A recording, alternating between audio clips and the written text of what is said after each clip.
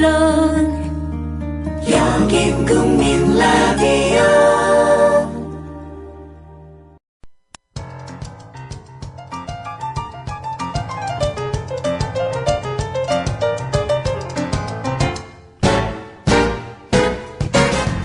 안녕하세요. 똑똑한 12시 진행자 위키플러스 편집장 정영진입니다. 오늘 놀라운 소식이 또 전해졌죠. 유병원 사체를 발견했다 이런 소식인데 하여튼 관련된 내용은 우리 국민TV 라디오 들으시면서 계속 접하실 수가 있을 것 같고요. 우리 정영진 씨가 네. 신공을 발휘해서 유병원하고의 전화 인터뷰를 섭외했다면서요. 그러니까 제가 섭외한 그 유병원과 네. 이번에 발견된 네. 그 유병원과는 또 다른 사람입니다. 동명이인. 저는 제가 알고 있는 사람이 그 유병원인 줄 알고 있는데 여튼 아니 근데 이 지금 유병원이 그 변사체가 아니라는 얘기도 많아요. 맞습니다. 그런 얘기들이 사실 많을 수밖에 없는 게 너무 이상한 게 많아요. 이게 무슨 풍문이나 소문 이렇게만 보기엔 네. 연합뉴스에 나왔단 말이야. 연합뉴스에서는 풍문 소문 이런 거 보도 안 하거든. 네, 그 언론들마다 사실 노컷뉴스에서도 그렇고 뭔가 좀 이상한 점이 한두 가지가 아니다. 하필이면 이 유병원의 사체라고 하는 것이 여러 증거들이 있을 수 있겠습니다만 예. 갑자기 DNA라든지 지문이 갑자기 오늘 다 한꺼번에 이렇게 또 확인이 되기도 하고 글쎄요 DNA 그래서 이제 제가 여러 가지 소설을 좀 써봤는데 네.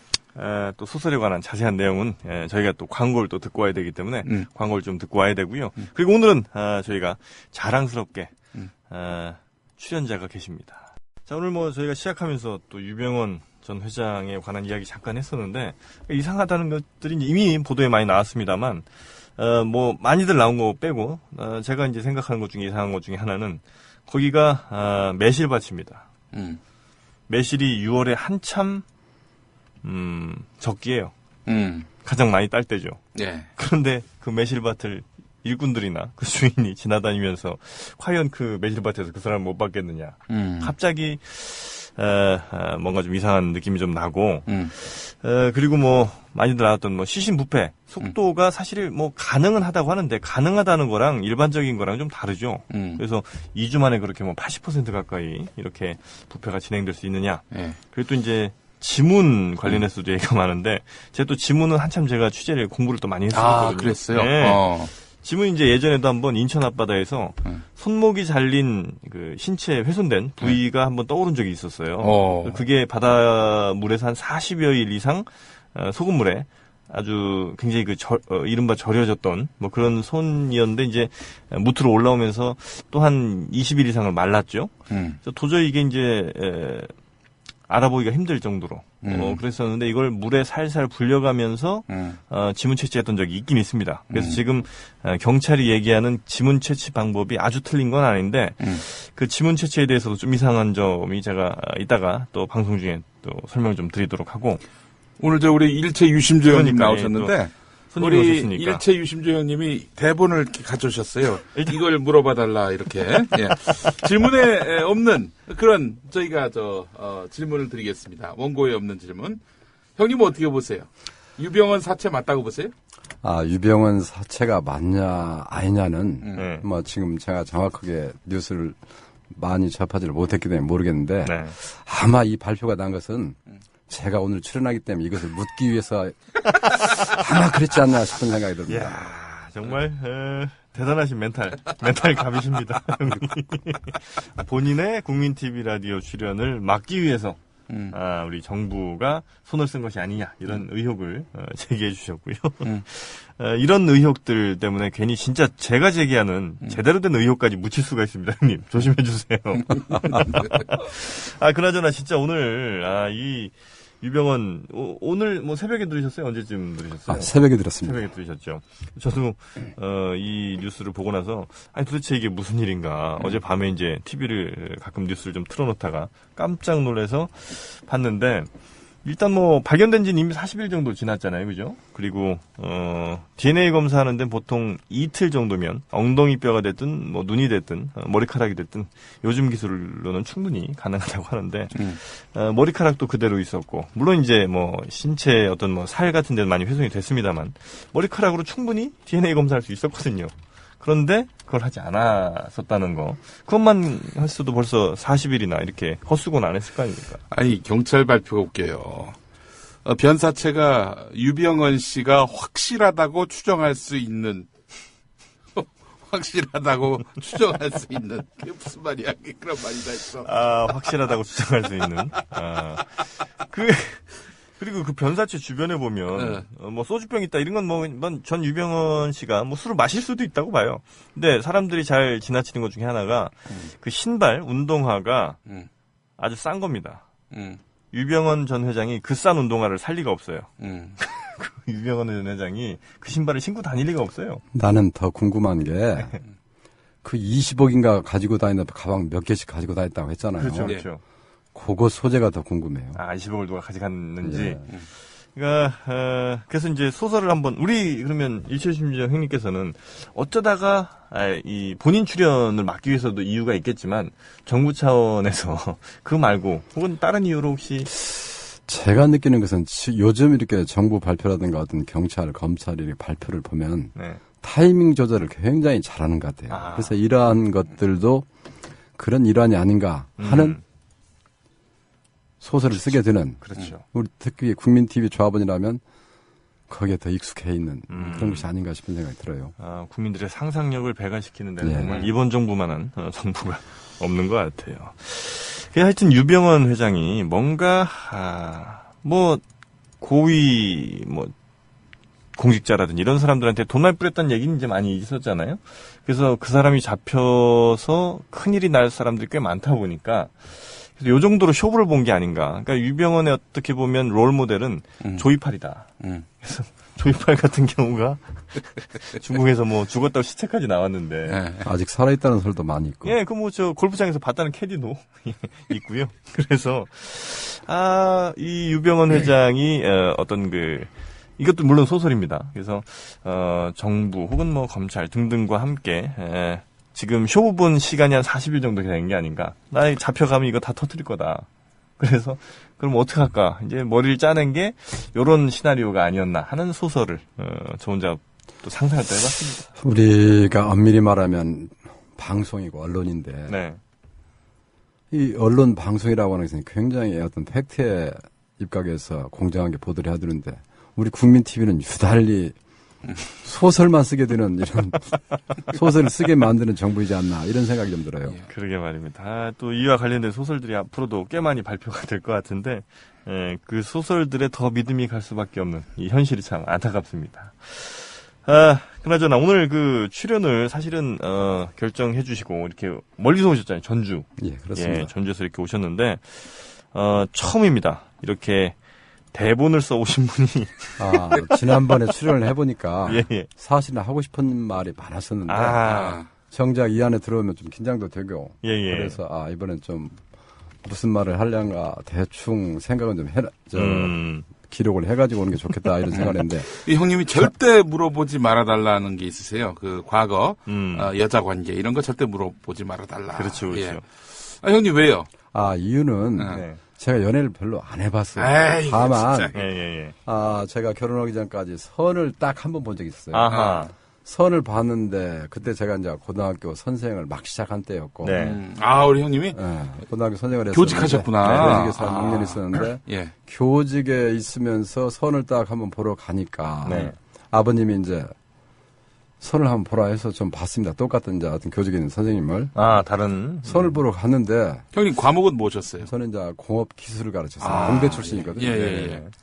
선을 보러 가니까 그 선생님이 나타났는데 저 사람은 아니겠지 하는 생각을 딱 하는데 그분이 제 테이블로 오는 거예요. 슬픈 예감은 틀린 적이 없어요. 틀린 적이 없어요. 그래서 한 10분 정도 서로 할 얘기도 없이 해서 한 10분 만에 이제 헤어져 집에 돌아가니까 이제 아버님 어머님은 어떤 생각을 하냐면 이놈이 선을 봤으니까 잘 돼야 할 텐데 부부교사만 사실은 얼마나 좋습니까? 잘 돼야 할 텐데 해서 집에 들어갔더니 어쨌드냐고 물어봐서 제가 그때 어린 때 아마 이제 성숙하지 않은 때라 너무 못생겼습니다 이런 얘기를 하니까 그러면 내가 아주 예쁜 애를 소개해 줬거나 그러시더라고요. 그래서 좋지요 그랬더니 다방하고 술집에 가면 이쁜 애들 천지다고 내가 거기서 하나 골라다 준다고 그러더라고요. 그 이후로 제가 자급자족을 했습니다. 그 자급자족이 궁금한 거예요, 형님. 그때 저 같은 교무실에 있던 선생님하고 결혼했습니다. 같은 교무실에 계시던 일하시던 선생님. 어떻게 접근하셨어요? 뭘 어떻게 접근해요? 제가 전주에 사는데 김제에 있는 학교에 말하자면 한 40여 분 이렇게 출퇴근하는 그 스쿨버스가 있었어요. 그 교직원 스쿨버스가. 옆자리에 자주 앉다 보니까 집 근처에 살으니까 미리 타는 위치에 있기 때문에 자연스럽게 같이 앉다 보면 남녀 실세 지남치라고 그러잖아요. 그렇습니다. 그런 사유가 있었습니다. 출퇴근을 같이 하시면서 이제 정을 쌓으시고. 저는 속전속결이었죠. 그러면 그 분과 함께 버스를 탄 시기와 결혼까지 걸린 시기가 굉장히 짧았나요? 3개월. 3개월이요? 예. 그래. 3개월이면 뭐 되죠. 그러면. 그 3개월 만에 결혼하셔서 지금까지 이렇게 행복한. 그 행복하다 않다는 그 객관적이고 주관적인 그 개입이 다 다르기 때문에. 행복하지 않다는 말씀이세요, 지금? 그렇지 않다라고 말하기도 그렇고 아니다고 말하기도 지금은 가족입니다, 그냥. 네가 결혼한 2년 지나면은 저 말씀의 뜻을 안다니까?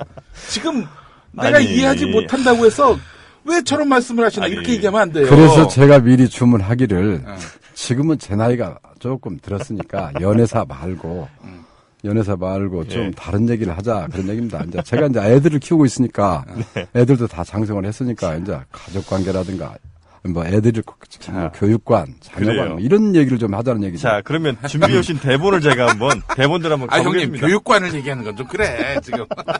자, 1번 정영진 앵커에 대하여. 자, 말씀해 주세요. 지금 이 프로를 쭉 듣노라니까 우리 정영진 앵커가 사실 인물 잘생겨 키 커 남자인 제가 봐도 참 잘났어요. 주변 여자들 엉덩이도 이뻐요. 엉덩이도.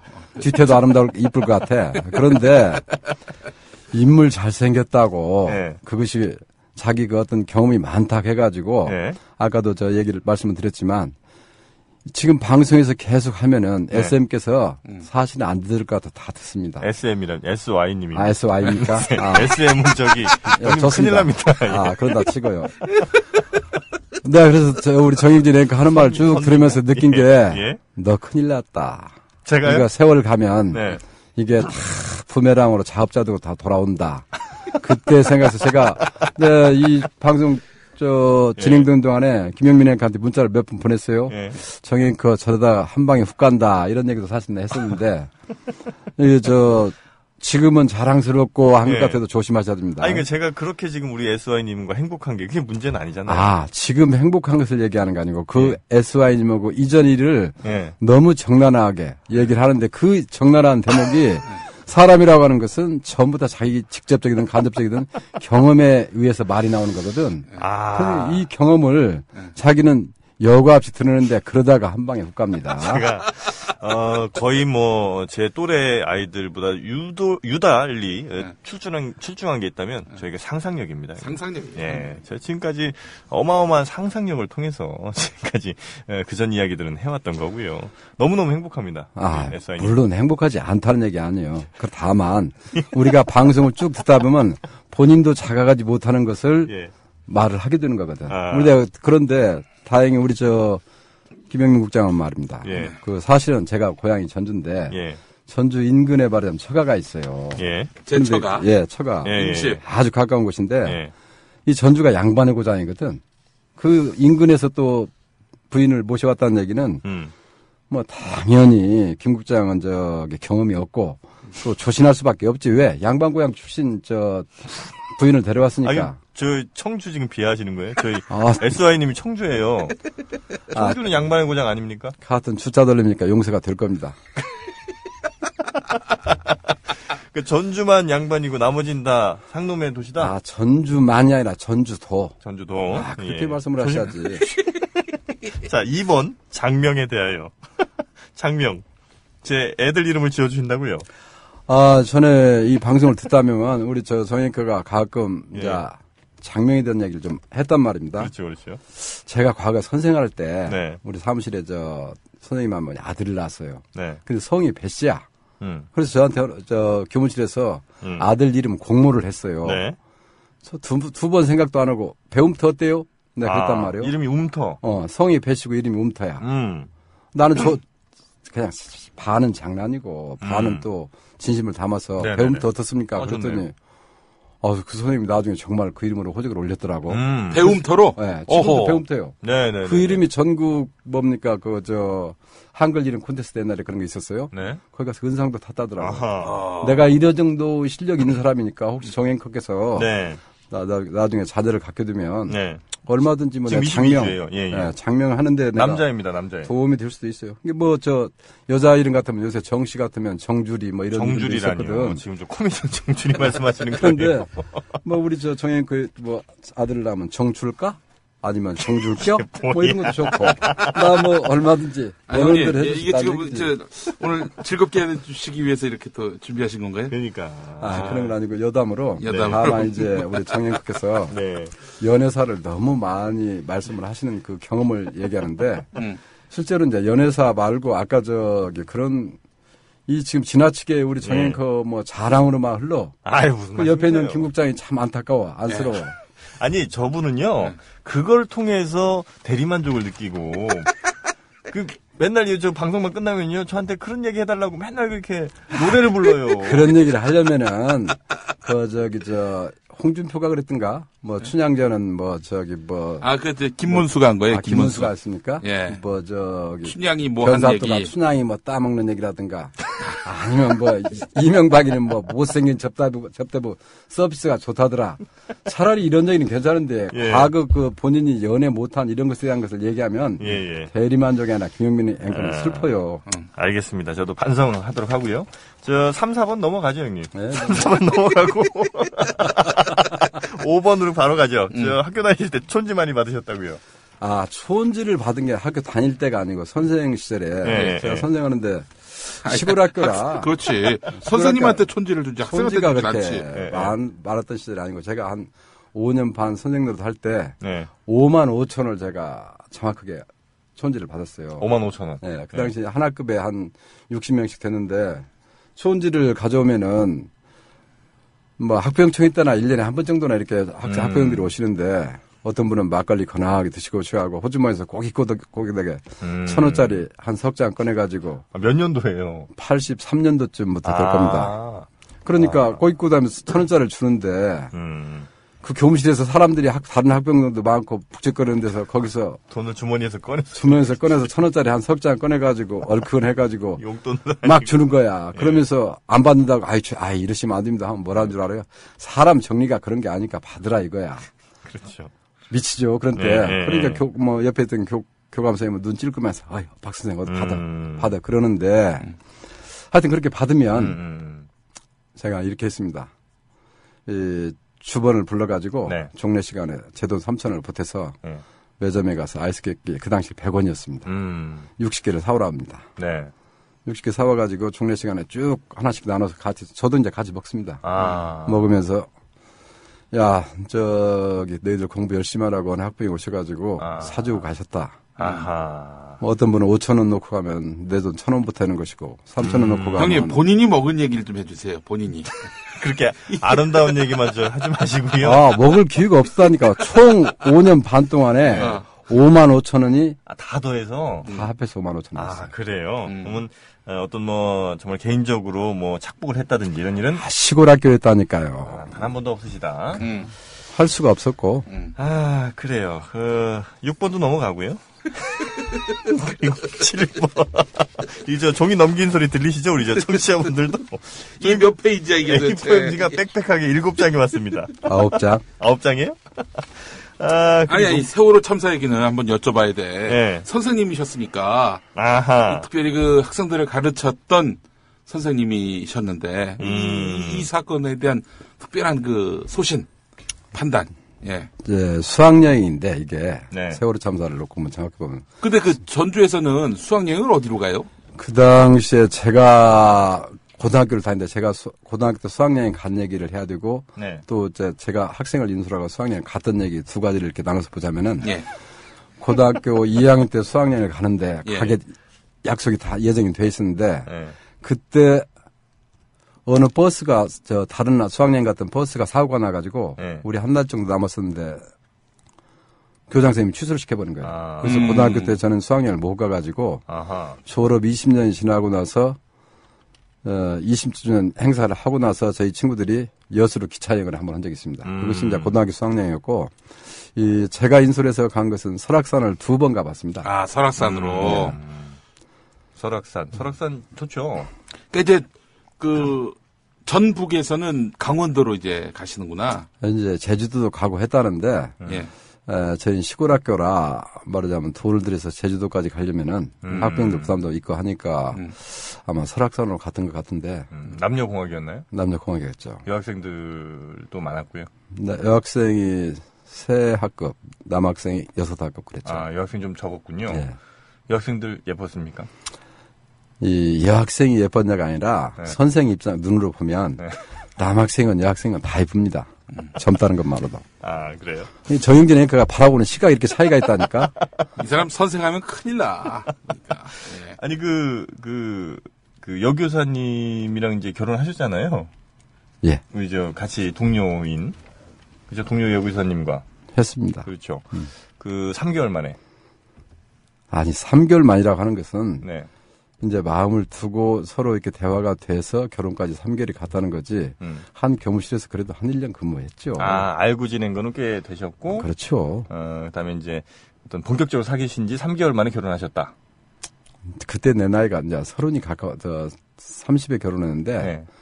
그 당시 결혼할 때 30이라면 사실 좀 늦은 편이었습니다. 그렇지. 그러다 보니까 집에서도 굉장히 서두른 편이었고 내가 장남이었기 때문에. 그 집은, 처갓집은 반대로 큰 딸인데, 교직에 들어오자마자 느닷없이. 몇 살이었습니까, 그때? 그 당시 저하고 5년 차이니까. 25이셨고. 그냥 집에서, 자꾸 이렇게 푸시를 하는 바람에 사랑도 없이 결혼을 하셨다. 말을 참 이상하게 끌고 가네요. 지금 내가 서두에, 우리 그런 연애 얘기는 내가 지금 나이가 조금 들었으니까, 정혜크가 좀 인식을 못 하는 것 같은데, 그런 얘기는 별로 안 하고, 아까 지금 얘기를 자꾸 다른 곳을 끌고 하는데, 세월호 참사에 대해서 물어봤단 말이에요. 나한테. 근데 자꾸 또 연애 쪽으로 끌고 가지 말자니까. 그죠. 수학여행 얘기가 너무 누수해져가지고요.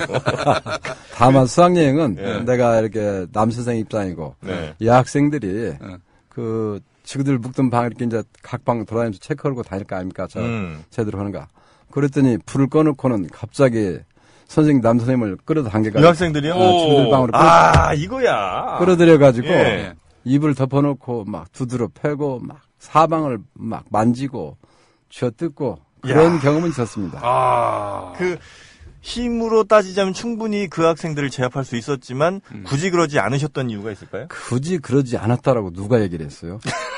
10몇 명이 달려드는데 아무리 남자라 하더라도 진짜 정혜그 보기에 내가 좀 갸날프잖아요. 그래서 나는 힘으로 도저히 할 수가 없어서 그냥 한참 당하다 나왔죠. 몇 분 정도, 한 10분 정도? 그건 기억이 없습니다.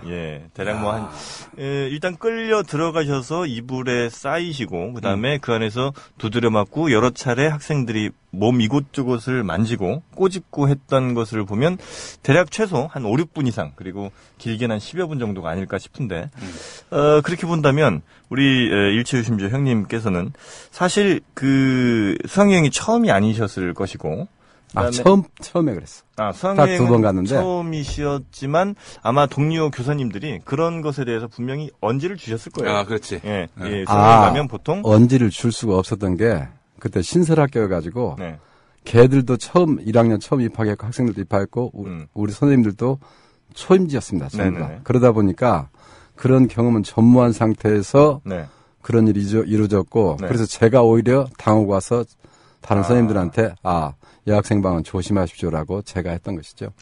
그때 굉장히 어떤 마음 깊은 곳에서는 약간의 좀 자랑 이런 게 좀 있으셨나요? 그러니까 내가 총각 선생님이기 때문에 여학생들에게 이 정도 인기가 있다. 그때는 다 총각 선생님이었으니까 다 인기가 있었는데 정혜그 보시기에 못지않게 저도 한 인물 했어요. 그렇죠. 다만 좀 키가 좀 왜소고 그래서 학생들이 다르게 못당했을 뿐이지. 그래서 어쩔 수 없이 힘에 밀려서 학생들에게 당한 것이다. 아, 그럼. 10몇 명의 정도의 여학생들에게? 한 방에 그 당시 8명에서 10명 정도 잤을 거예요. 혹시 옷도 벗겨졌었나요? 옷은 안 벗겨져. 설마 아유, 제자들이 선생님 옷을 벗기겠어. 아니, 추리닝 이 정앵커 말씀하시는 것을 보니까 이런 걸 조심하라니까. 방송 중에.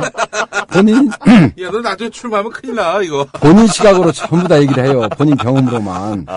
예. 그럼 하여튼 그 아름다운 추억인 거죠. 그렇죠. 사도지간에. 네네. 자, 본론으로 들어가서 세월호 참사 이 소식 접하시고 어떠셨어요, 형님? 이걸 보고서 눈물을 안 흘렸다면은 인간도 아니고 국민도 아닙니다.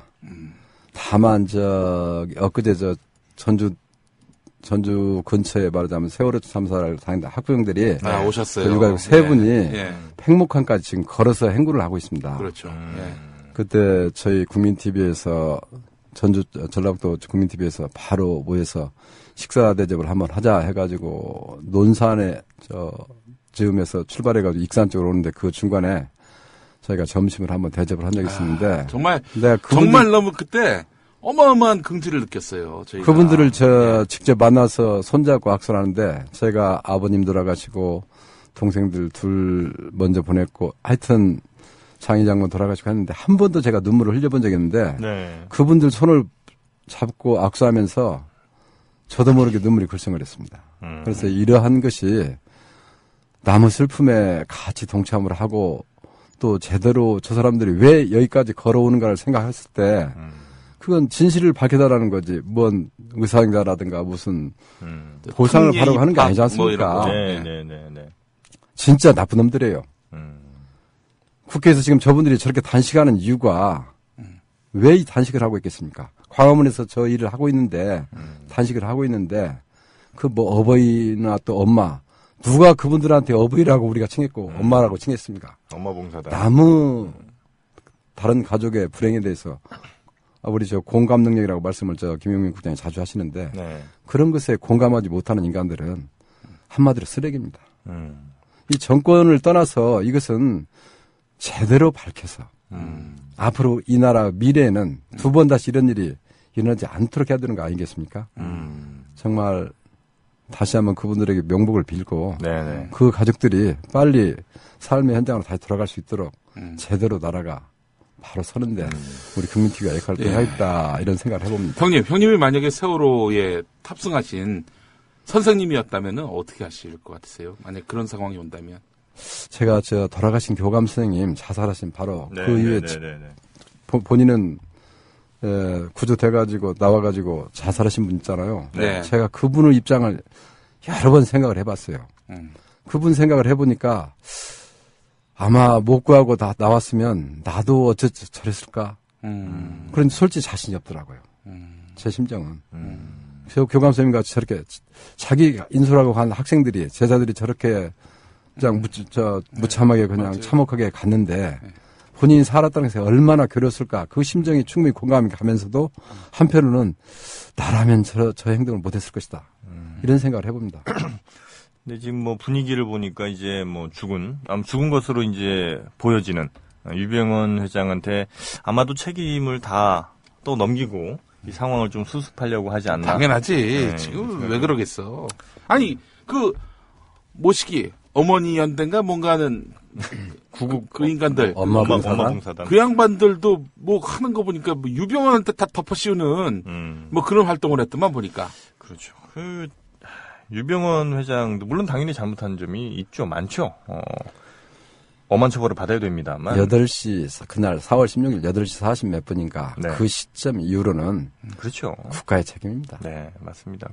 구조를 할 책임은 당연히 이제 국가에게 있었던 것인데. 그 멋있는 멘트는 형님 제가 만든 건데. 예, 알고 있습니다. 그래서 저작권 표시를 해주셔야지. 이것은 김영민 국장께서 하신 말씀입니다. 이런 좋은 말들은 전 인류가 같이 이게 공유해야 되는 거예요. 뭘 그런 거에 이제 저작권을 주장하고 그러십니까? 그래서 국민TV를 우리가 자꾸 지지하고 지켜야 된다고 생각을 하는 겁니다. 특히 이제 김영민 국장이 그 중심에 서 있다고 우리는 믿고 있기 때문에. 형님 감사합니다. 우리 김영민 국장이 정말 건강해야 돼. 네. 요즘 너무 바빠서. 이게 말로만 건강을 그렇게 바라시는 게 아니라 상황버섯 달인물을 보내주세요. 님이 냉장고에서 종종 빼드시는. 예. 근데 그것도 너무 많이 먹으면 좀 무리 가지 않나요? 전혀 무리가 가지 않을 만큼 연하게 다린 것이기 때문에, 그 얘기는 별로 하지 맙시다. 그래요? 미안합니다. 아니, 김영민 국장이. 하루에 10포대 너무 많이 먹기로 했었어요. 예. 다다익선입니다. 다다익선입니까? 알겠습니다. 예. 그리고 지금 이제 7페이지 펴보시면요. 예. 자녀 교육에 대하여 나오고 있습니다. 자녀 교육. 우리 형님이 또, 슬라이 자제분은 몇 분이세요? 둘인데, 네. 지금, 큰애는 딸인데, 지금 직장 3년 차인데, 네. 오늘이 생일이라고 그래. 문자가 아까 올라오는데. 오늘 생일이에요도 아니고 생일이라고 합니까? 몰랐는데, 전혀 기억을 못 했는데, 아들이 문자가 왔어요. 아빠 오늘 누나 생일이래.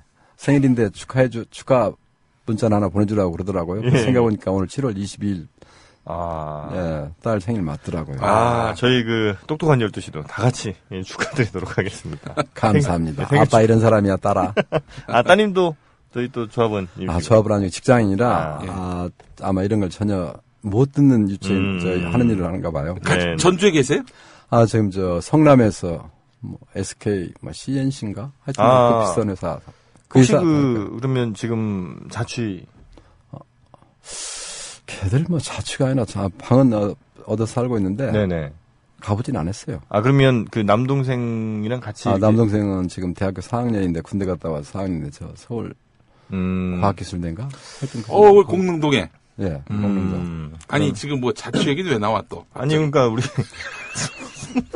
우리 정혜크는 사고가 한쪽으로만 너무 편향돼 있어. 아니, 많은 남성들이 이상형에 가까운, 조건들이 몇 가지 있잖아요, 형님. 그 중에 하나가 이제, 어떻게 보면, 자취를 하는, 이런 여성들도 있다. 이제 이런 얘기예요. 어쨌든 그게 이상형이야, 그게. 자취하는 여성들이, 아무래도 이제 요리 같은 거를 느리기에 좋은 조건이잖아요. 요리 실력 같은 걸 느리기에도 혼자 밥을 많이 해 먹으니까. 그러다 보니까. 아들이나 딸이나 본인들은 전부 다 사실은 밥을 해 먹는다고 처음에는 생각을 했는데. 그렇지. 단 한 끼도 해 먹은 적이 없고 전부 다 매식입니다. 둘 다.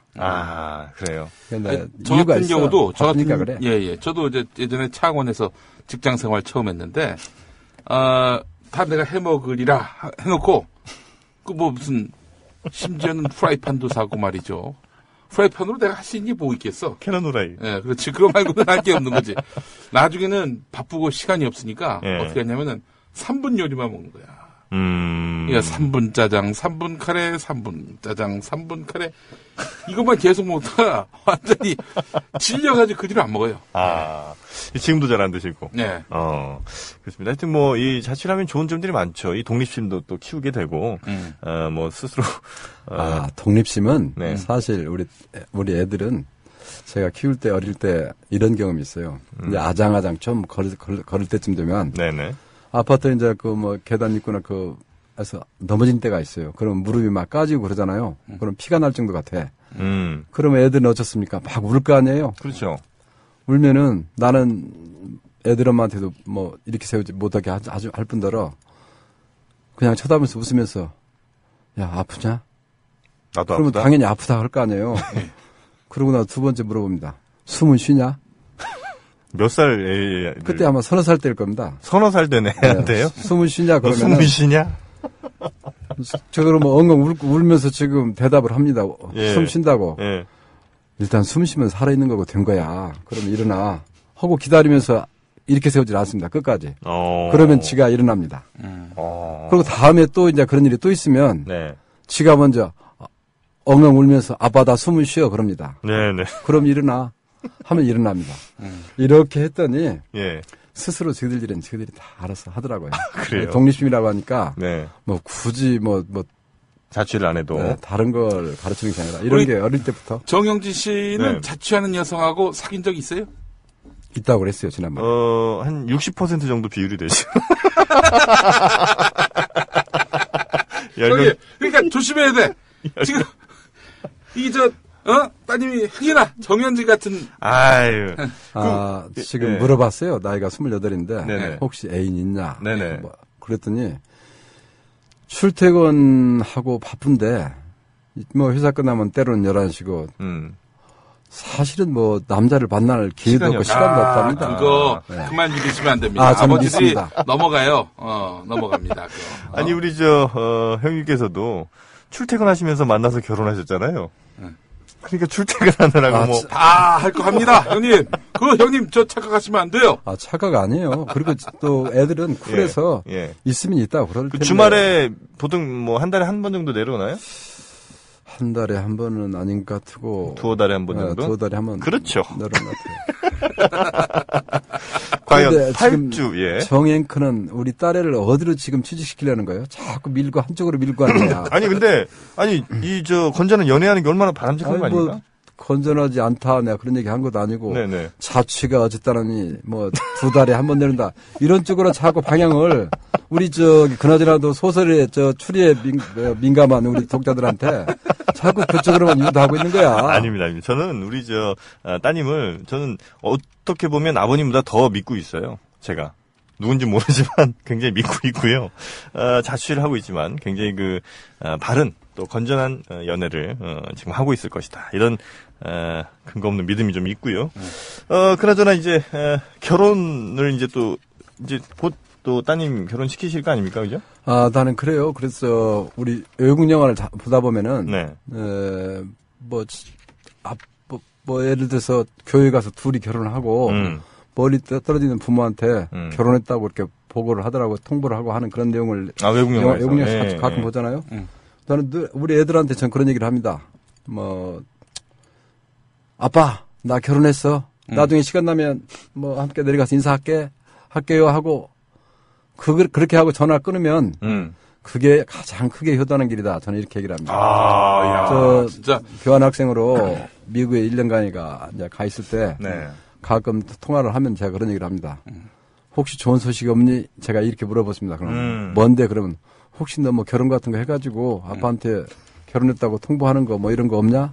그게 최고 효도하는 거야. 저는 이런 얘기를 자주 하는데. 네 힘으로 결혼해라 이런 얘기. 당연한 거죠. 그러니까 내가 여러 가지 도와줄 수 없으니까 네가 알아서 해라 이런. 그렇기도 하고. 그래서 저는 시커먼스나 또는 화이트나 노란색 이런 거 전혀 개의치 않고 탄자니아에 가서 시커먼애하고 결혼했다고 전화 와도 저는 당연히 수긍을 할 겁니다. 그럼 우리 딸애가 뭐라고 줄 아십니까? 정말 아빠 맞아? 이렇게 물어보거든요. 아빠가 아빠 맞냐? 그런데 가치관이 그렇다는 거죠. 따님이 결혼을 하는 데 있어서 굉장히 프리한, 그리고 굉장히 딸의 의견을 또 존중하시고. 그렇죠. 그러니까 어떤 남자친구를 데려와도 오케이다? 예, 이런 얘기를 또 한 적이 자주 합니다. 법륜 스님의 얘기를 쭉 듣다 보니까 아주 제가 공감 가는 말씀 하시더라고. 법륜 스님이 지금 한 60이 넘으신 모양인데 그분은 결혼 안 했어도 이렇게 혼자 잘 사잖냐 이런 말씀을 하시면서 결혼은 않는 것이 좋다. 혼자 사는 게 가장 좋다. 공감이 가더라고. 그래서 딸애한테. 지금 우리 사모님한테 하시는 말씀. 그 얘기 아니고 딸애한테 하는 얘기라니까. 딸애가 딸애한테 그런 얘기를 합니다. 결혼을 애들한테 다 그렇게 얘기를 했습니다. 결혼은 가급적이면 않는 것이 좋고. 왜? 직장 반듯하고 얼마든지 자유스럽게 날아다니면서 살 수가 있으니까 그렇게 하고 혹시 운이 나빠가지고 결혼을 하게 되면. 그때는 자녀를 안 갖는 것이 좋다. 또 이런 얘기를 하시더라고요. 그래서 그 얘기를 또 했어요. 자녀를 안 갖는데 더욱 운이 나빠가지고 아이를 갖게 됐다. 그때부터는 20년간은 자립할 때까지 정말로 쓸만한 인재로 어버이나 엄마 봉사단 그따위 사고방식을 가진 사람들 말고 제대로 된 사람으로 키워내서 해야 된다. 라고 제가 그런 얘기를 하면서 이 얘기는 사실은 법륜 스님의 말씀에 제가 굉장히 공감이 가더라고요. 결혼을 안 든 것이 좋고 운이 나빠서 결혼을 하게 되면 아이를 안 갖는 게 좋고 혹여 더 운이 나빠서 아이를 갖게 되면 그때부터는 20년간 올인을 해라 라는 얘기를 가끔씩 합니다. 좀 독특한 생각인지 모르는데 사실은 이게 우리가 한국이라는 사회에서 살다 보면은 정말로 어렵게 교육받고 교육한다 공부한다고 무찌무찌게 하다가 노력하다가 결국은 기업체에 가서 하다 보면 정년도 채 못하고 잘리고 그러다가 아이 낳고 키우고 집 한 채 겨우 갖게 되는 그 순간에 네. 인생은 거의 땡치다 그런 얘기들 합니다. 사실은 세월이 아쉽더란 얘기예요. 우리 노년동 신사님 아시죠? 네, 그분이 이제 글 하나 주셨는데요. 그분이 지금 뭐 하고 있는지는 아시죠? 작은 웨딩 홀 운영하고 있습니다. 아, 맞습니다. 결혼 안 하면 망한 짓다고 그러지 마시라고. 우리 전주의 웨딩 PD님도 지금 이 방송을 듣고 계실 텐데, 그 얘기를 그 생각을 못했네. 아니, 근데 내가 전에도 그랬거든. 이혼식 개발하라고. 이혼식. 또 새로운 블루오션이야, 그것도. 그래요. 혹시 오늘, 또 먼 걸음 해주셨는데, 끝으로 이 말만은 내가 꼭 오늘 하고 가야 된다. 이런 거 있으시면, 아마 9페이지쯤에 있을 겁니다, 형님. 그거 있으시면 끝으로, 짧게 듣도록 하겠습니다. 한 30초 정도 시간 있습니다. 공자님 말씀에 3인행이면 필요하사라겠습니다. 네. 제가 오늘 한 얘기가 사실은 취할 것도 있고 버릴 것도 많습니다.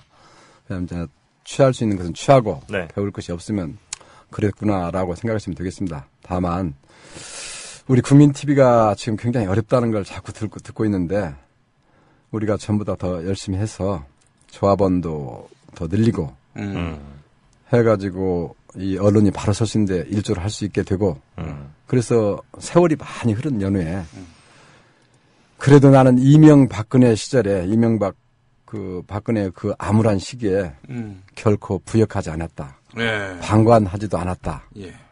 그리고 내가 서 있는 자리에서 내가 할 수 있는 일을 조금이나마 했다. 국민TV라는 예. 형님 끝났어요 이제 거의. 통해서. 예. 네. 어떤 말씀인지 잘 알겠습니다. 저는 내일 다시 찾아뵙도록 하겠습니다.